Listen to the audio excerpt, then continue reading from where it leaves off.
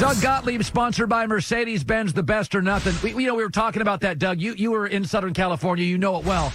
The best team I've ever seen in NBA history was the second three-peat, Kukoc, Rodman, Jordan, Pippen, Bulls. That was the best team I ever saw. The second best team was the Kareem, Magic, Byron Scott, James Worthy. Then I think the third best team I saw was the Jordan, Pippen, without all the other elements, the first three championships. If I said to you, two best teams, league history, where do they fall? Well, I mean, you also, if we're talking modern history, right? Let's not go Celtics. Right. Okay. I think you're forgetting the Celtics team that beat the Lakers. The Lakers went three-peat or whatever. But before that, the Celtics, I think they went back-to-back. And remember, they brought, Bill Walton off the bench, Larry Bird and Kevin McHale and Robert Parrish, Danny Ainge. I mean, that team was stacked. I don't know how I totally agree with Joy. And okay, what rules are we playing? Right. What era are we playing? Here's the thing that hurts Shaq is that Shaq was never in prime shape in the regular season. And because Shaq in the off season, we just want to be Shaq, and right, and Phil handled him perfectly, and he wasn't a grinder in training camp, and the idea was to get Shaq ready for the end of the season. Had Shaq had the work ethic of Kobe, then Shaq would have completely dominated the league in the regular season, and they might have won 72 games, but they didn't because they didn't want to rush Shaq's process. On the other hand, like you mentioned, Sabonis. I think Sabonis could have been right there. The problem was, people remember, he tore his Achilles tendon before he ever came over. He didn't come over for a good 7 years or so that he could have, because it was a different era. He's playing in Spain or whatever. So I just think it's really hard. If you want to compare the Shaq Lakers to the Jordan Bulls, I don't know if we have a healthy enough appreciation for how good Rodman was. Yeah. Remember, Rodman, before he became the best rebounder in league history, or in the league at that time, he was the best defender for the Detroit Pistons. Yes. He was that's what the Bulls team, I don't know how it'll play out, but the secret sauce to this Bulls team was that they were a hybrid team that could have a small like a stretch four before that was really in vogue, and they had a lot like now. They could switch any position, and they could guard any position. Yes. Now, the problem with Shaq is you couldn't switch on him because he was, as you point out, he was the biggest guy in the league, but he was also as athletic as the 6'7", 6'8" guys. Yeah. So he was an impossible cover in the low post. Yeah. I don't know. I mean, I think it would have been an unbelievable series. I think Jordan's better than Kobe, but would it be so much better than Kobe that it could minimize Shaq? On the other hand, Pippen was better than any of the wings the Lakers had. Derek Fisher, I don't believe, was as good as Harper defensively, or as and he's the type of shooter of a Steve Kerr. It'd be a fascinating series, but I'm with Joy. It's really, really hard, and so all we can go by is that in their era, they were clearly the most dominant of that time. Yeah. Michael Jordan's concerned that people will watch the documentary and think he's a horrible guy, and my take. No, he's not. No, okay, so I first of all, we love him so much. We look at Brett Favre and Peyton Manning and Michael Jordan, and there can be bad stories on them, and they've all had bad stories, but we love them. And if you love somebody, you overlook. We all understand. Sure. The media doesn't get this, but everybody else in America does. Nobody's perfect. We're okay with people's flaws. Michael was flawed. I don't know how well you know him, but I don't think it'll dent him at all. We love him. Well, I don't think Jordan thinks he comes off poorly in this doc. Otherwise, he wouldn't be promoting the doc. Right? Yeah. Right? So, I mean, he was on Good Morning America today.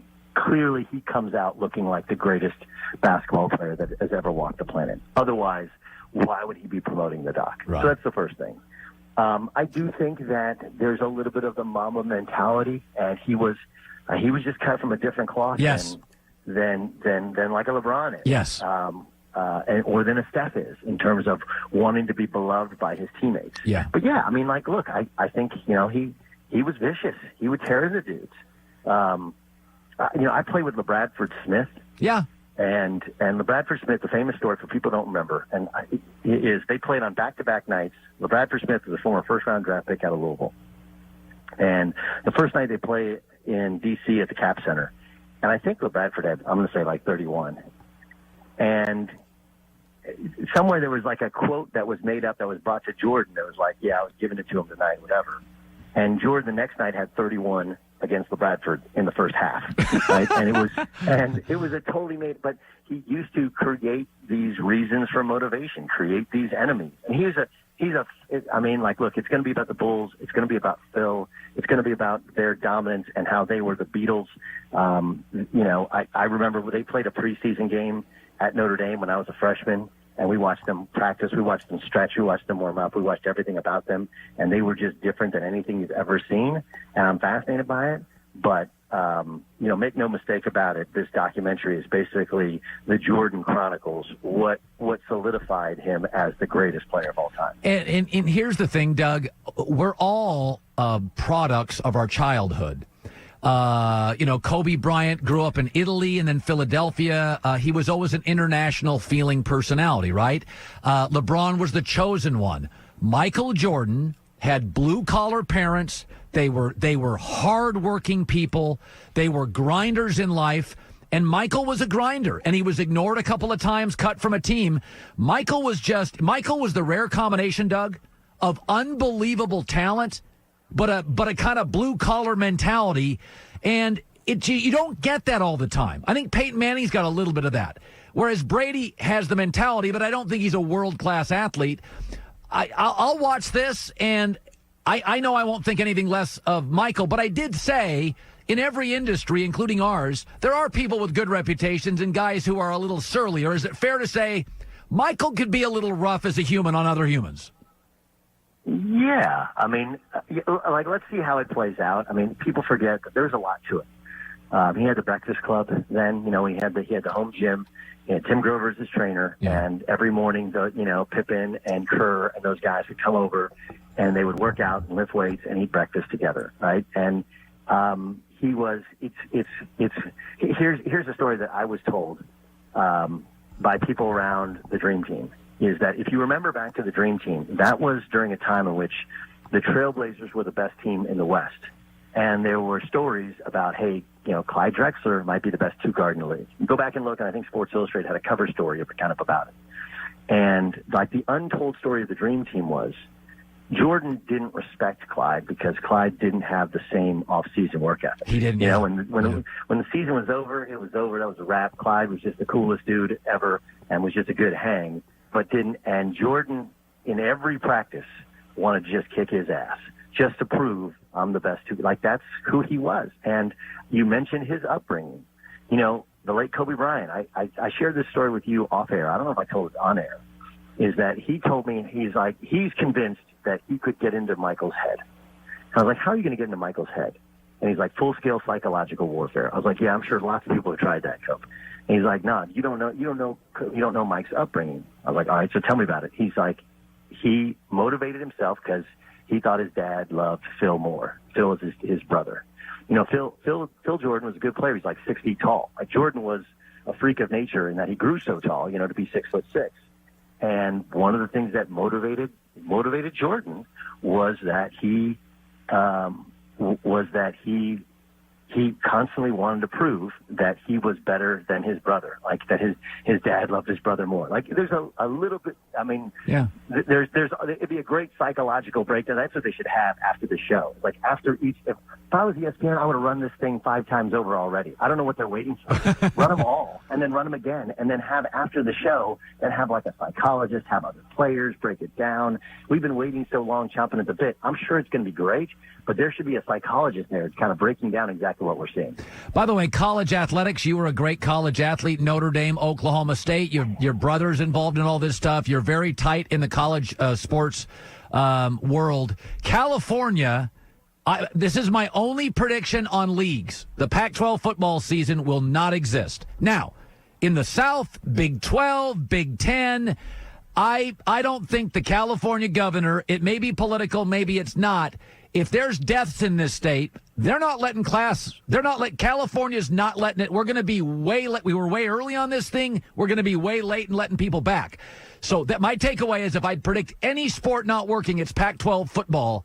What do you make overall of the suggestion football has to move in college to next year? Well, it's a legit discussion that people are having, and here's that I'm sure there's people that are wondering, like, why so early? Why? Because remember, colleges, they're like the Titanic, man. You can't just turn around. This isn't even an NBA season with 450 players. You're talking about 85 kids on a team plus 60,000 people at some of these universities, right? Like there's, I think all options are on the table. The difference is for colleges, they're going to have to decide here in like May. They can't wait until June or July to decide if they're going to have a season. And with limited information and scientists saying that it's going to be bad in the fall, I don't know what they're left to do. The issue becomes if you move it to the spring, which again is a legit discussion. Now, what do you do with college basketball? And while that might not be important in the ratings and in the great landscape of sports, like I'm reasonable. I understand that college basketball, especially now, is a distant, fifth in terms of importance and ratings to the three major pro sports in college football.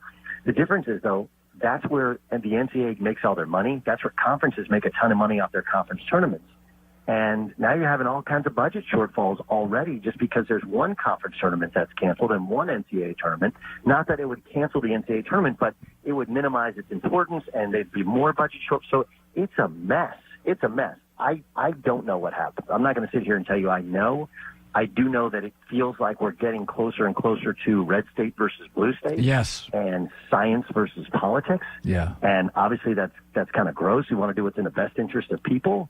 But yeah, I mean, like, look, when I heard there was a coalition, this is like a game of Survivor, right? Where all of a sudden you have to form these kind of groups, who you connected to.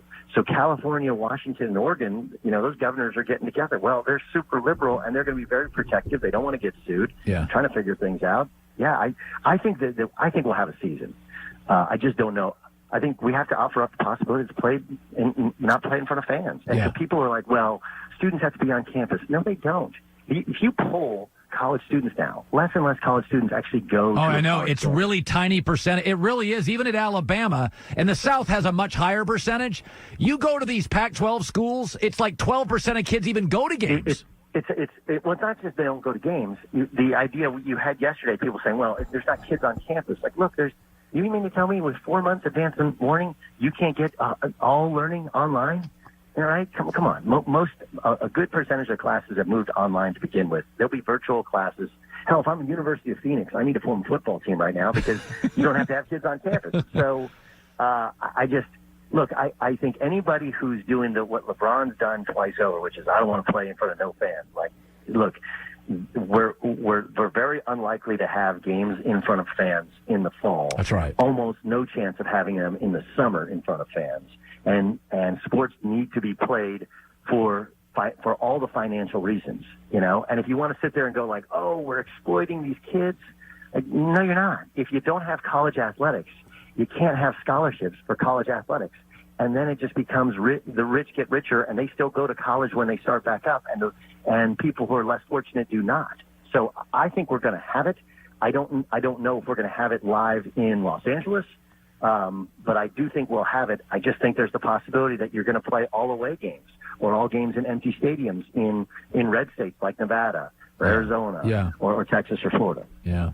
Good stuff, Duggar. Thanks, buddy. Hi, everybody. Thanks for watching. Subscribe here to get the latest from the show. Also, be sure to check out more of the best clips from The Herd or go watch a few segments from other shows on FS1.